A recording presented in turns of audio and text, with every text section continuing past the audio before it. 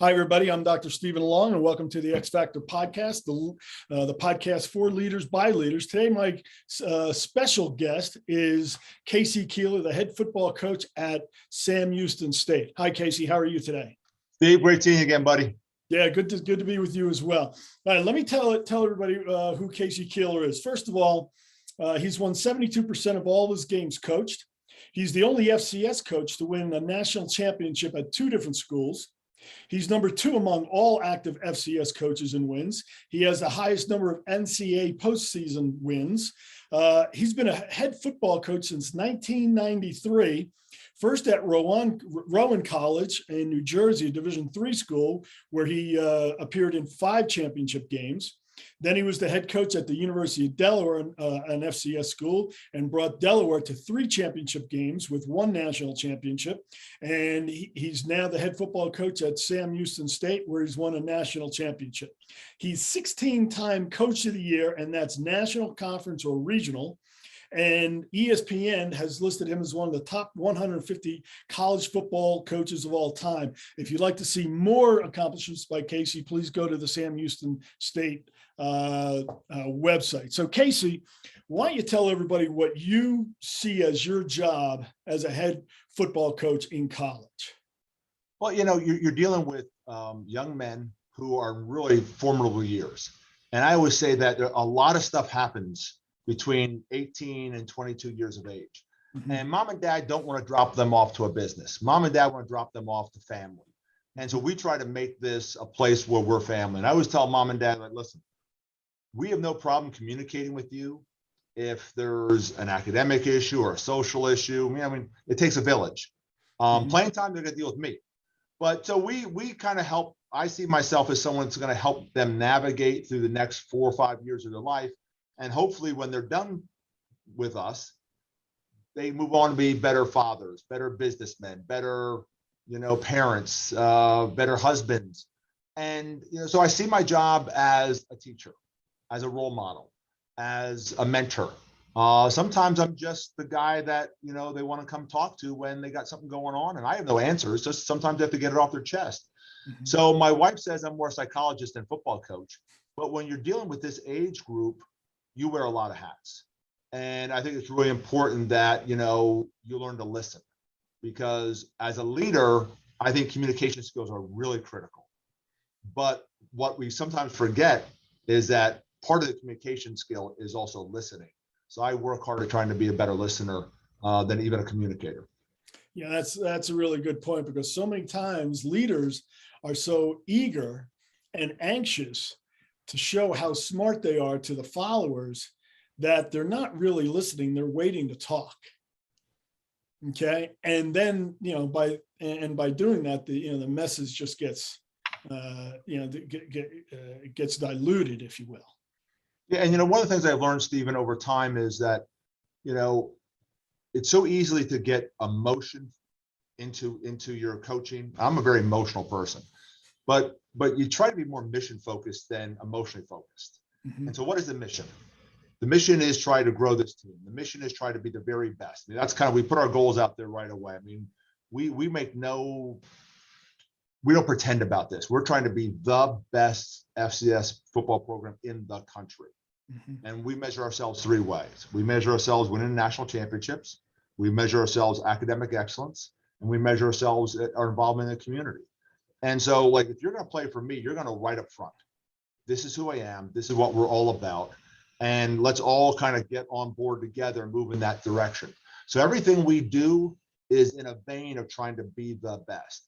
And I learned that from my experience at Delaware. I mean, I remember walking into that locker room, and you were that same, you remember doing this too. You walk in that locker room, there's that sign, home of the national champions. Yep. And it was like, wow, that's pretty cool. Mm-hmm. And, having a chance to win a national championship as a player at Delaware, you realize all those sacrifices you made during the course of that season and during the course of your career were all worth it. Because winning that national championship is just something that bonds a group of men together like nothing I've ever seen or I will ever see in my lifetime. Yeah. And it's pretty cool. And that's why, as a coach, I am so driven trying to, have my players have an opportunity to achieve that ultimate goal. That sign just, establishes a collective self-image, of who we are, and then what's important to us, and then what we're willing to invest to maintain that standard. So, when you talk about, you just don't recruit the athlete, you recruit the family. But when you recruit the family, but you also, recruit assistant coaches. How do you get, 150 people within your program, and maybe even more, to buy in to not only your vision of what you want, right, but how you want it to be? Steve, if I've done anything really well, it's I put together amazing staffs. Dan Lanning, who's the defensive coordinator at Georgia, was my defensive back coach for 7 years ago. Neil Brown is the head coach at West Virginia. He coached wide receivers for me. Kyle Flood is the O coordinator at Texas. He was my assistant head coach at Delaware. Nick Rapone is the secondary coach with the Tampa Bay Buccaneers. He was my D coordinator at one time. Lyle Hempel is the D coordinator at Wake Forest. I mean, the list goes on and on of coaches that have at one time worked for me and now are tremendously successful. So when I hire a coach, because that's really part of the equation of being successful. When I hire a coach, I try to hire great coaches, X's and O's, hire better people. To me, it's all about the person. And I've been very blessed that, I hire these guys and then I give them some mentorship and I give them some responsibility and they grow. And I think that's why I have so many coaches that have gone on to have unbelievable careers, because I think I do a great job of growing coaches. This is not a dictatorship. I mean, I eventually am the guy making that final call on everything, and I have no problem doing that. But I believe in including my coaches with me. And tell me how we want to practice this. Tell me why we want to do it this way. And I think guys are most effective if they're comfortable. I remember at Delaware, there's a way of teaching things, and that's just the way it was going to be taught. I kind of have a different feel for that. I think when you hire a great coach, you got to kind of let them have their little bit of a spin on it, because they're invested in that. They feel comfortable with that. They feel it's worked for them before. So there might be some tweaks I might ask for, but I try to empower my coaches. And I think that's why I've had so many coaches go on and have such great careers. So you give them guidelines, but there's some freedom within that they can, adapt with or adapt to. Yeah. And I think that's part of leadership. I think part of leadership is feeling comfortable enough that you don't control everything. I'm not a control freak. I want to know. Great example, we won the national championship this year, and on that last drive of the game, I didn't call a single play. Not a single play on that last drive. However, on fourth down, I'm telling our offensive coordinator, hey, we can't substitute, because we get the first down, the clock's going to stop for about 7 or 8 seconds, and then it's going to start right back up again. And so we can't sub, because if they sub, then we don't have a timeout. We're done. And so have a play ready for that personnel group. Don't worry about the play we just called. That's over. If we get the first down, great. If we don't get the first down, game's over. Let's move on to the next play. And then when we were in third down, there was a chance that one of the potential routes was a check down. So now I'm talking to Ryan Carty, my offensive coordinator who played for me at Delaware. Hey, Ryan, this call's over. Okay, worst case scenario, we get a check down.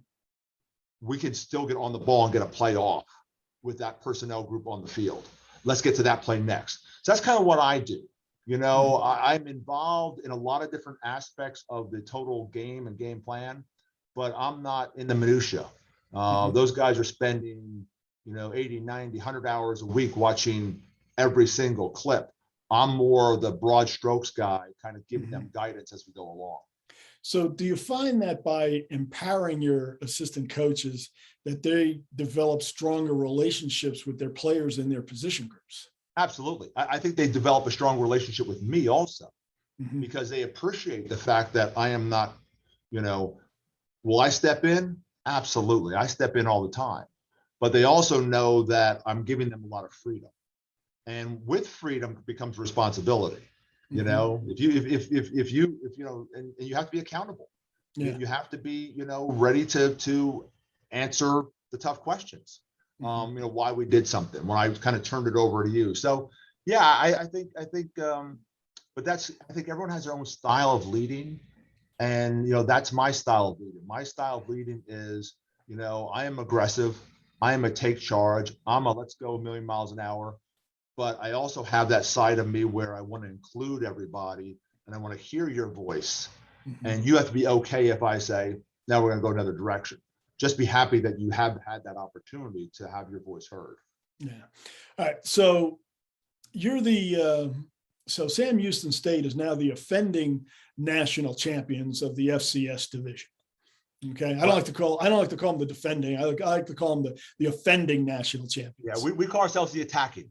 Yes. The attacking national champions Because you're more aggressive if you attack something than defend something. Exactly. And so literally on May 16th, after we won the national championship, we had a team meeting May 17th. I kind of laid out like, this is how we're going to handle this from this point forward. And I said, talking about repeating, absolutely enjoy it until August 4th, first day of training camp. Then it's all about playing Northern Arizona.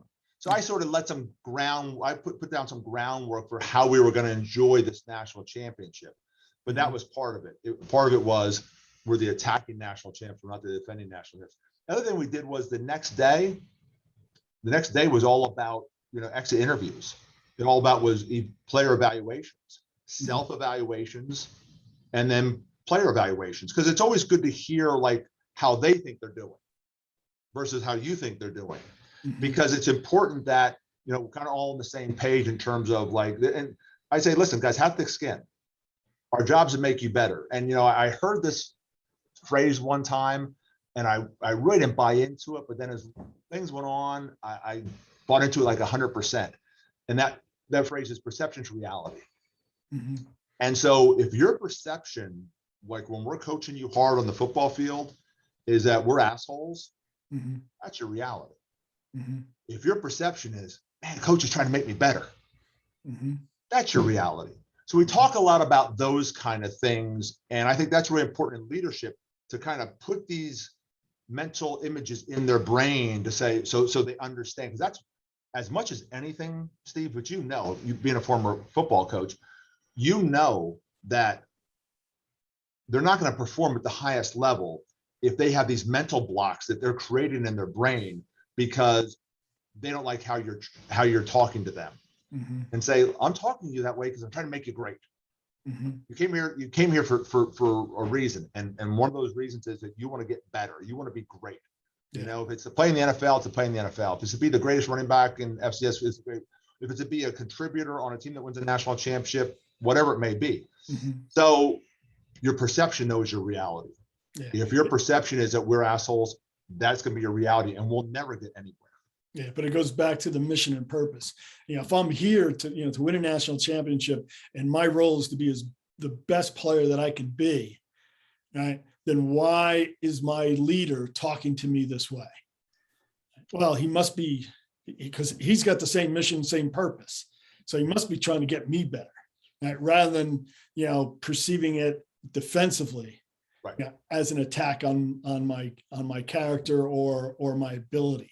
You know, which can really just sink somebody's confidence, but that's their choice. And this is what I tell people all the time is confidence is a choice. You know, it's not something bestowed upon you. It's a choice.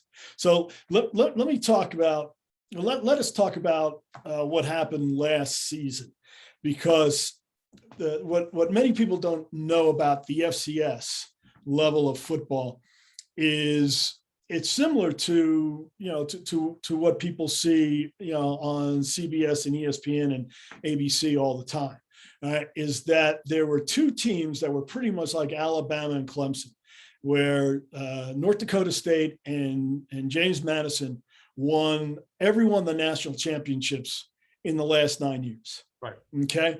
And you beat them in the quarters and the semifinals. And then you played South Dakota State, the #1 seed in the finals, right? So even though you were the #2 seed, you really had the toughest road, right, to win. All right. But possibly of anyone ever.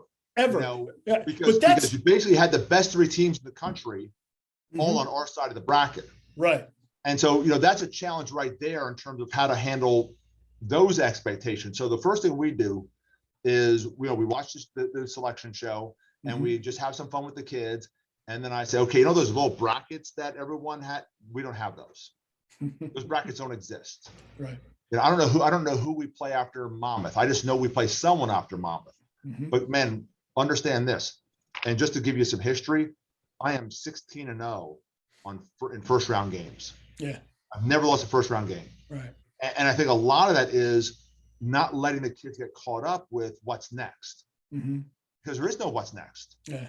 If you don't win that football game. Exactly. So we talk a lot about, okay, there's around the country, other people are playing, but we don't even know that's happening. We're worried about playing Monmouth. And then in the locker room, after we're celebrating a win over Monmouth, someone's going to tell us if there's another game. And then we'll figure out who that is and we're going to play that game. Yeah. Where and when. Okay. Exactly. And all the way down to the national championship game when we're playing South Dakota State, it's like after that game, if they tell us we have to go play another one, we'll go play another one. But right now it's only South Dakota State. It's all we're worried about. And then eventually, hopefully they're going to say, hey, there's no more teams to play. And then we're national champions. Exactly. So it's kind of a rhythm I get with our players. And, I've had just some amazing success in the playoffs. And I think a lot of it is really attacking the mentality of how we're going to approach the playoffs from literally the moment we make the playoffs. Yeah. It's like a whole education program goes in. And this is how we're doing it. Yeah. I don't let a single bracket up in the facility. I don't want anyone to have brackets. We're just worried about that game. Yeah, psychologically, that's what's called present time orientation. Okay. And the media, God bless them, is that they're always focused on what just happened and then what will happen. They're never in the present. All right. But because of that, they build all kinds of anticipation for the game.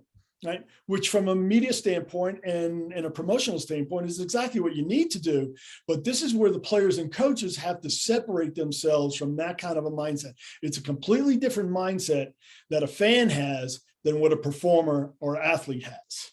Right. They have the responsibility to be in the present. So, all right. So besides that, because that was just one aspect of the challenge of winning that national championship. The other aspect was managing COVID. Okay. And whoever came out as the champion, particularly in the spring, okay, because the spring was actually even more chaotic than the fall. How, talk a little bit about that, either from a leadership standpoint or from a optimizing talent or executing or just from a broad human performance aspect. Yeah. It's funny, when the season was over, we're putting together the national championship ring, and it's a really cool experience. You're with your captains and our operations director, and I'm giving them some input because I have a couple of these from, as a player and as a coach, but it's their ring. And one of the things our kids actually talked about putting on the ring is kiss my asterisk, because people want to put an asterisk, to the season. And you know what? There should be an asterisk. The asterisk should be, this was the single most difficult championship ever won because we had to go through COVID.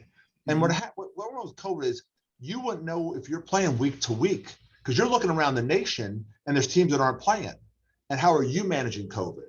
And what's your commitment level? The great thing we have down here in Texas is our weather. So during January and February, March and April, it's like, guys, don't hang with your teammates, hang with your roommates, because you're going to get contact traced through them. Don't want to contact trace a teammate. And if you're doing anything, it has to be outside. You want to go, have a celebrative beer after the game, it's going to be outside. If you want to go have dinner with your family, it's going to be outside. So we stressed all those things, and we lost 2 players for a game during COVID. And both those players got it when parents came down after the first game of the season, which I warned them. I said, my big fear is we've done a great job through training camp and going into our first game with COVID. Now your families are going to come down and you don't know where they've been. And all of a sudden we lost 2 starters. Unfortunately, we were able to handle the next game. And then we got everyone back and we never lost another player, after that point. Mhm. And the other thing what was unique about what we went through was we were building a facility. We were redoing our facility Mhm. when this all happened. And so we were not anticipating to be in our complex in the spring, because we were like, okay, we can do spring ball without having a locker room. Wait, what? You didn't have a locker room? We didn't have a locker room. So we had no locker room. We had no offices. We put our offensive staff in the press box, but in the press box, in individual cubicles, no meeting space. They had to go to a hotel on campus to watch film. And then our defensive staff was over in a bank building about 2.5 miles off campus. And we would meet on the field post practice, because I couldn't have the guys from the bank building come over, because the whole thing would waste like about 45 minutes to an hour round trip to get everyone together. Yeah. And then on top of that, I lost my offensive line coach and my defensive line coach 30 days before the start of camp. Then we had this historic weather storm that came through. Yeah. And for 4 days, Stephen, for 4 days, we as coaches, interns, managers, we dug our field out. It took us 4 days. Oh, and I went and bought the last 6 feed shovels at the tractor supply store, because there's no snow shovels here. Right. So the last 6 feed shovels, and we literally 24 hours a day we rotated, because there's no plows here. Yeah. There's no salt, and No. you're getting messages from your players saying that their apartment is under 40 degrees. Yeah. Because all the heat went out, all the fast food places lost water, pipes are frozen. Oh, pipes froze. I had a major blowout in my house because the houses aren't prepared for this. So it just was another obstacle. And that's kind of what our theme became, is like every obstacle we have is just going to be an opportunity. Mm-hmm. And that's kind of how and I think that's what coaching is. Coaching is real-time problem solving, like in the moment. Mm-hmm. On the field, in the locker room, in the meeting, it's real-time problem solving. Mm-hmm. And that's what this season was all about. This season was all about problem solving our way through this, from it being COVID, from not having meeting space to not having a locker room. I told you, off air before we got on here, one of the neatest things I've ever seen was our team preparing for the first game of the season, and we've made our weight room our locker room. And to get to the weight room, it's a straight walk up the visiting stands. Mm-hmm. And till you get there and turn around, you lose about maybe 10 minutes. So literally, you're only in the locker for 10 minutes. Mm-hmm. Well, that's not the worst part. It's a late February game, and it just was one of those unusual days in Texas where sometimes it can get to 85, 90 degrees in February, and the humidity was like off the charts. Well, the air conditioning breaks. And so I'm in the locker room and I'm seeing these guys like trying to put on like their t-shirts and their pants, and they're sweating, just profusely sweating. There's nothing we can do. You're just blowing hot air on them with the fans. And it was so cool because no one said a word, because they just so badly wanted to play this season, because the season was almost taken away from them. It was like, what a great lesson we learned. Like when something's almost taken from you, boy, you really appreciate it. Yeah. It's like the rose smells so beautiful. So the fragrance is so amazing when you think there's no more roses in the world. Mm-hmm. And that's what happened with us. You had a team that just literally every obstacle that we came up against, it was an opportunity. And I think a lot of it was because they thought this season was going to be taken away from them. You really touched on so many major points there. Right, is first is just the adaptation that coaches have, that leaders have in the moment. It's what George Welsh, my boss at the University of Virginia, would call coaching on the run. I say, you just got to do it. You just got to adapt right now. You don't have time, to think about it and decipher about it and be professorial about it. You got to fix the problem now, because the problem is facing you right now. Okay. And if you let the problem linger, it's only going to get worse because habits form. Okay. Right. But then you talk about really, just like with the parents coming down, that degree of discipline, in my experience, and from what I've learned, people don't know anything about. Right? Is just the willingness and eagerness to do the hard thing. Right? And your players had that. But the other part was just the perception of it not being a sacrifice or even an investment. The perception was, we're grateful for this. Yeah. We're grateful for all the obstacles that are being presented to us because we have the opportunity to overcome them, to solve these problems. Right? It's not a, it's not like a cast upon us, is that we have the opportunity. And so because I'm proud to call you a friend for over 40 years. Mm-hmm. Right? And I know your mindset pretty well, is that, and I've seen you in the locker room as a player, right, 40 years ago or over 40 years ago. And when we were down and saying, hey, we got this. Right. And people would look at you, other players would look at you and say, what are you, nuts, Casey? Right. And then you would say, wait a minute, this is what we got. All right. And so you had that, that mindset from way back when. So how do you transfer that to your assistant coaches, to your players through this, what some people would call a middle market organization? Right. Well, you understand that they feed off of me. Right. And so, the aura I put out there, the presence I put out there, that's what they're going to take. And so we're losing to James Madison, who undoubtedly was one of the top 1, 2, 3 teams in the country, mm-hmm. by 21 points at halftime at our place. Mm-hmm. And I remember going over and doing my ESPN interview on my way up. And I'm like, I just have to have our players understand that I don't have a play in my hip pocket for 21 points. Let's just get back 7. Mm-hmm. We get back 7, we're good. This is all good. Yeah. Then it's 2 scores and anything can happen. Exactly. So I get in that locker room and I basically said, guys, let's stop panic. We panicked a little bit there for the first time all season. We panicked a little bit because I think when you're getting close to that national championship, it's like mm-hmm. every play, like, oh no, it's like, no, you can't do that. Mm-hmm. Just play the next play, mm-hmm. because worrying about the last play is not going to help you. And so I got in their mind that we just needed to get a score. We get a score, we're right back in this thing. Mm-hmm. And we got that score. And I think it was like something like 35 points in like 10 minutes or 12 minutes. We just went from touchdown to punt return for a touchdown to we put the ball up in the air on a kickoff and it fell and we got on the ball. But everything was like, they knew it was going to happen. Like once we got that first score, it was like, okay, here we go. Because that's what I got in their minds at halftime. I got in their minds at halftime that if we get one score, we're going to be fine. And so I think it's important that like the energy kind of permeates from the leader.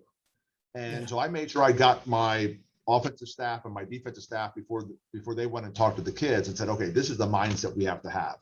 Mm-hmm. Then I got in there, I talked to them and have them understand, like, let's calm down. We have a whole half to play.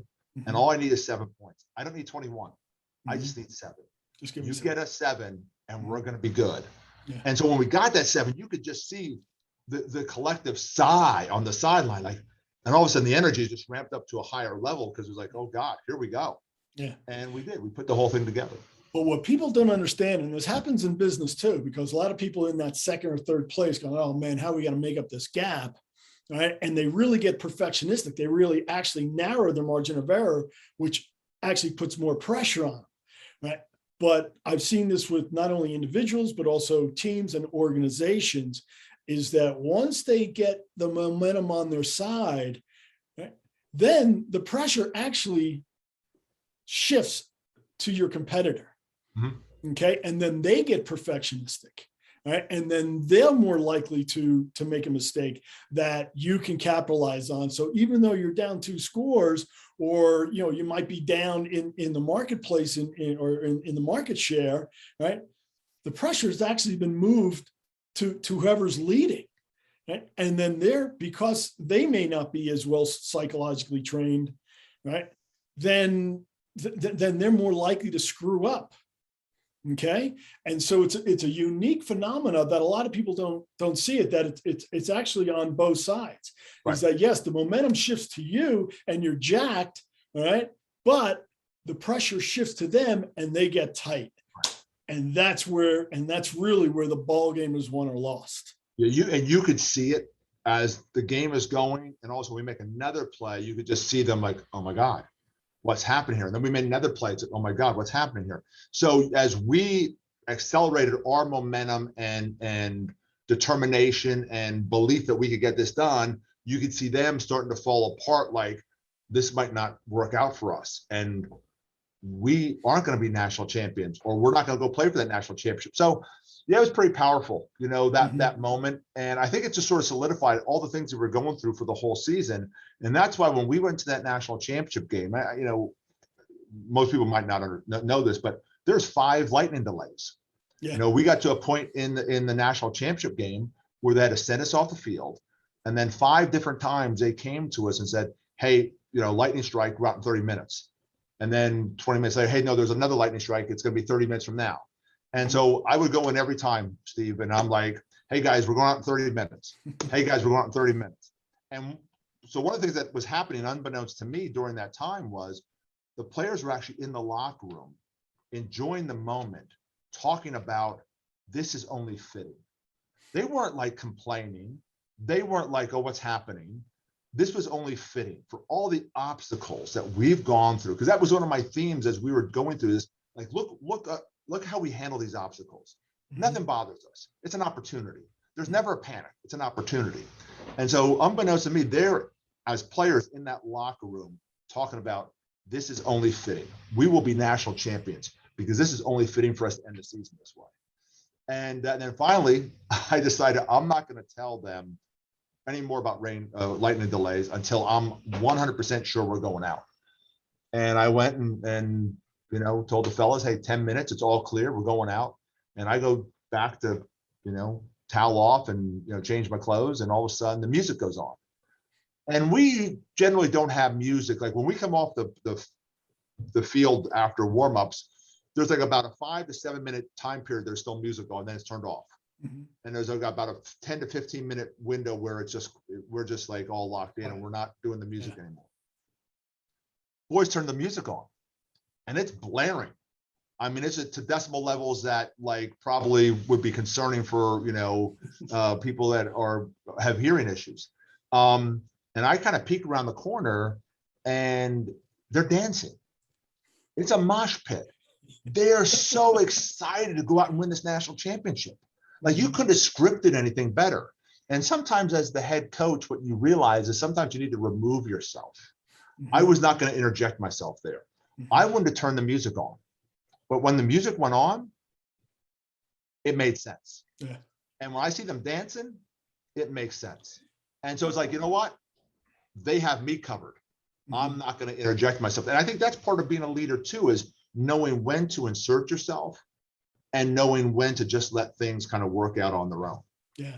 But that's such a great analogy for, not just, sports or business, but just our society in general for the past 18 months is what your guys were doing is that they were acting as a thermostat, right? They weren't the thermometer. They weren't reacting to the environment, right? They saw what the environment was and they were controlling themselves within the environment. They were the thermostat. And that's something I think is really rare, but hey, winning championships is rare. Okay. Being number one in your industry is rare. Right. And so these unusual behaviors are derived from unusual mindsets. Right. Right. And that's so when it comes from, one, you had to adapt the season, right? Because now you're not playing in the fall, right? And now you got to play in the spring. Right? And so that sets off a whole different set of timelines, right? And you don't know whether you're actually going to play this week or, the upcoming game because you can't control the other team because they may not be able to be eligible to play because they may have too many people, who didn't pass the COVID guidelines. All right. And so it just seemed like it was a constant state of discipline and adaptation, a constant state of discipline and mental toughness. All right. And that's what I think, your season is so relevant to where the country is right now, because now people are starting to get back, and the expectations, particularly in business, are now rising, right? People aren't working from home. Even if they are, the economy is good, right? We got to get back to where we normally are. And if we're smart about this, we'll take advantage of this environment. Okay. So I'd like to see if you can speak to just, getting an organization, basically in the same line to take advantage of these opportunities, as you call them. Right. And from an execution standpoint, or from optimizing, the best talent that you have, what did you see as some of the primary factors that helped you become successful? Well, again, as we talked earlier, I mean, just the ability to adapt and having your players understand, like life right now is in a constant flux, and we must do our best to work through those issues, and we may have to adapt to ways we never thought we were going to have to adapt to before. And not only do we have to adapt, but we have to embrace the adaptation. It's one thing, just a thing to get through things. It's another thing to actually to thrive as you go through a situation. And that's what our kids, started to kind of buy into. It was like, I'm asking 18 through 22-year-olds to do their own laundry every day, because they have to do because we need them out in the same gear so we didn't have a laundry system. They had to do their own laundry every day. So I'm asking them to do all these things, but there's a payoff. And this is what the payoff's going to be. And, just to get them all the buy-in, you got to start with your leaders, the leaders on that team, that leadership council. They have to buy in. And once they buy in, then, it's their responsibility with the position group that they're involved with to buy in. And all of a sudden the whole team, that national championship ring, which it's so interesting, where I'm watching some footage of the national championship game, and I'm watching South Dakota State preparing to come out on the field, and they're all pointing to their ring finger. It's about the ring. Yeah. It's because it's something you have for the rest of your life, and the ring really tells a story.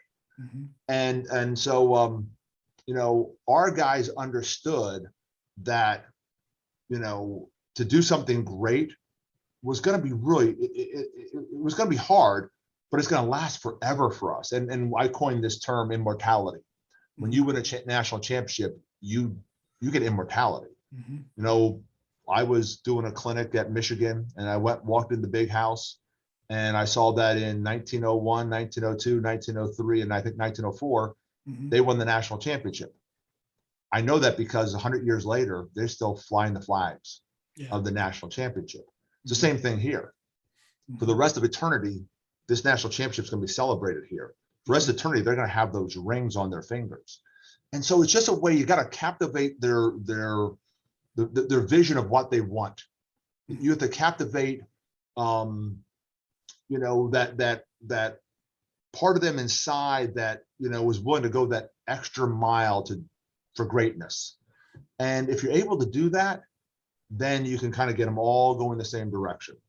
So it's a great challenge as a leader to kind of take something and try to be the very best at anything, if it's in business or if it's as a college football program. But you don't do it as one sole person. You do it as a group. And that's why my coaches in my staff meetings understand to echo the message from the head coach through their lens and through their words. And then our leadership council knows that they have a voice, but then whatever that voice is going to be, it's going to be echoed through the team together. And so it's just constant messaging. You've got constant messaging through your entire organization, and it's coming from the head coach to the assistant coach to the leadership council to the position players, then you have a chance. Yeah. It's when you get those tugs and pulls, and that's what my job is, to make sure that I do give input. I do listen. Because if this is a dictatorship and it's just me spouting off my rules and my vision and what I want to accomplish, it doesn't work. Mhm. You need to have buy-in from every level of your Mhm. organization. And buy-in, it helps if you listen. And if Mhm. you listen, then you can have them feel like they have some ownership, they have some skin in the game, Mhm. and that we're all going the same direction. It's hard to do, but it can be done. Well, particularly in a high pressure job, we're you're under a deadline each and every week. But what it sounds like is that you empower your coaches, right, and you empower your leadership council. And one of the secrets is what you're talking about is you pull the meat, you don't push it. All right. And so if there is some pockets of resistance, you let your assistants take care of it, and particularly the players. And what's amazing, you didn't have a locker room, to take care of these forces of resistance. Right. Right. So even more so on a cellular level, right, guys were taking care of these pockets of resistance so you can move forward. Right. So you can just keep your eye, and the focus on the mission, on the purpose of why you're there. So it's one of those great accomplishments that I don't think people, even you yourself and your team, fully appreciate now. But in the next 5, 10 to 20 years of realizing of what you all accomplished within the environment that you accomplished it in, and how the behavior changed in order to meet the challenge, to accomplish the objective, is like nothing that I've ever seen. Right. And it was, and I was just really proud that it happened to be a good friend. So, let me ask you, if you have anything else that you want to share with the listeners, please go ahead. Well, I think what we went through was sort of interesting, where we went through my first 4 years here. We made the playoffs every year. We were in the Final Four in the country 3 times. Mhm. But we were just getting beaten down by James Madison and North Dakota State when we eventually got to those games, either in the semis or in the quarters. And so I made a decision that I would change our offense. And I went and I found a way to finance a strength coach to come in and a dietitian to come in. Because I think one of the best things I do, Stephen, is when a season's over, I go self-reflect. I go self-evaluate. How can I'm no interest in being good. I want to be great. I have no interest we put way too much time into this thing just to be okay. It's not okay to be okay in my world or at Sam Houston State. And so I made a pretty bold decision to change us offensively. I think we led the country in scoring 3 out of 4 years. And I changed us offensively because I didn't think that we could beat the North Dakota States and the South Dakota States and the James Madisons of the world playing the way we were playing. Yeah. And then we went and helped ourselves with the strength coach, who's phenomenal, a dietitian. And all of a sudden, what we did was we got more physical. And all of a sudden now we brought a physical brand of football along with all the great athletes we have. And that was the difference. And I thought it was going to take a year. It took us 2. And I told everyone, like, I'm not crazy. This is, if you want to win a national championship, this is what we have to do. And I appreciate that the guys, all hung in there with me as we made this transition, because scoring points is great. And the fans love all those touchdowns, but it wasn't going to get us a national championship win. If you don't have those other components to take we need to be able to play against physical teams and use scheme, not speed, in terms of how fast we were playing. Yeah. So that basically was the change. We stopped playing fast and we used tempo as part of our package, but we also now use formations and tight ends and different schemes that we could try to attack them in different ways than just playing fast. Because what you realize when you're playing people as good as you are, if not better, just playing fast doesn't help. Right. And so it was a bold move, but I thought it's what we had to do, and it all paid off with having the #1 team in the country. Well, that's a lot of people, a lot of leaders like yourself, in any business, in any walk of life, won't change due to loss aversion. Right. Okay. And they're afraid, the risk to lose something is greater than the reward of getting something psychologically. And that's a major hump for a lot of leaders to get over. Right. And so that lesson right there, I think, is invaluable. because if you stop changing, you stop growing. And the fact of the matter is, and I think you'll agree with me on this, if you didn't change, you're going to regress because you're either getting better or you're getting worse. Yes. You never stay the same. You never stay the same. That was Tubby. Tubby would always say, you know, you never stay the same in anything in life, but especially in football, your team never stays the same. And so I thought we took it to a level that was pretty impressive, but we couldn't get past that level with what we were doing. And, you know, alums aren't happy if you don't make the playoffs. Administrations aren't happy if you don't make the playoffs. I'm not happy if we don't make the playoffs. It wasn't that we weren't going to try making the playoffs, but I knew that we have to maybe take a couple steps backwards before we could go forward again. And we took those steps backward, knowing that if we did go forward, we could go forward in a way that we could hopefully win the national championship. Yeah. And that's where confidence really plays into what a leader is all about. Because you had that confidence, and you know, you saw what the vision was, you knew what you wanted, but you had the confidence that it was going to pay off. And that confidence radiated even while you took that step back, right? Because then you were able to take the 2 steps forward and win the national championship in an unprecedented manner. So well, and you know, the last thing I'll leave you with is that you as a leader, you can't listen to the noise. You can't listen to the noise. And I knew people wouldn't be happy us taking a step back. I didn't really care. That's their issue, not my issue. I knew that this is what we had to do. If we truly were trying to win the national championship, this is the steps that we had to go through to win the national championship. And, you know, I went to an alum and said, listen, I need a football and strength coach, and it's going to cost about $50,000. And if you give me $50,000, I'll go convince the athletic director to take over the position in a year. And then I needed a dietitian. So I got 2 alums and my wife. And I convinced my wife and 2 alums to fund this position.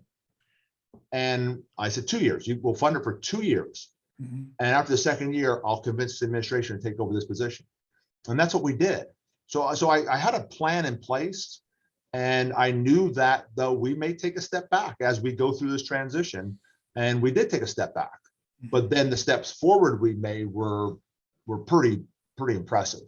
And all of a sudden, when we got lined up to play the 3 best teams in the country, who probably are the 3 most physical teams in the country, and we handled all 3 of them, it showed that it paid off. It all paid off. Yeah, all those investments paid off, because one without the other doesn't really do you any good.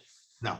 That's the thing. All right, so you're in a high pressure job that a lot of people think are glamorous, but it's mostly just spending time in a film room. So how do you relax? How do you celebrate? Family. It's to me, it's just all about family. Like before every game, I talk to my daughter who's in Wilmington, Delaware, with my grandson. I talk to my mom, who's 89 years old, who's up in Emmaus, Pennsylvania. And I talk to my son, who's out in Hollywood, working in the industry out there. And so, and I make sure that my wife and our 12-year-old rescue dog get a kiss before I leave. And to me, it's all about family. And that's the hardest thing about this job, is the amount of time away from family. But what is so rewarding is I do try to share these experiences with my family. And I mean, they grew up, you know, sitting in the elm tree, watching the game at Rowan University. That's how they grew up, you know? And then they both went to the University of Delaware when I was the head coach. And now they're living, you know, 3,000 miles apart. But before every game, I connect with them because, you know, they're my why. You know, this is why I do this, is because I want to be able to, you know, share these experiences with them. And so it's not an easy way to make a living. You're away a lot from family. But yeah, I mean, every chance I get, it's all about family. Well, Casey, always a pleasure, my friend. And thank you for your time and for your willingness to share your lessons in leadership. I couldn't be more grateful for you, but I'm also extremely happy and proud for you. You're really a terrific guy. And I know you're not only your assistant coaches, but your players are better off because of their association with you. I appreciate it. Thanks, Steve. Okay, Case. All right. Well, thanks everybody. We'll see you next time on the X Factor.